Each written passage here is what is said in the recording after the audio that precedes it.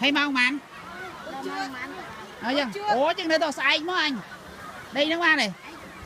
hả chưa xong ba này đây ba nọt chưa xong ba đó ở đấy định nó này chưa xong ba này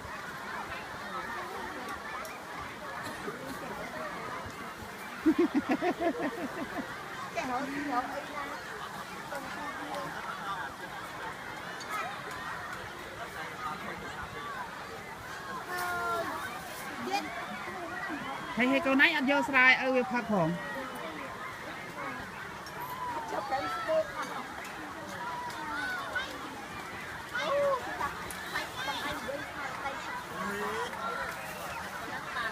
này iPad đó iPad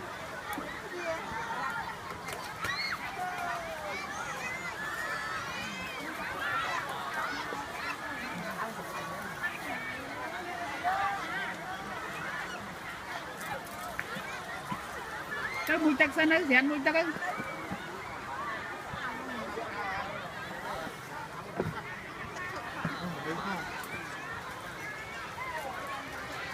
chưa chặt nhà chị ơi chặt cùng anh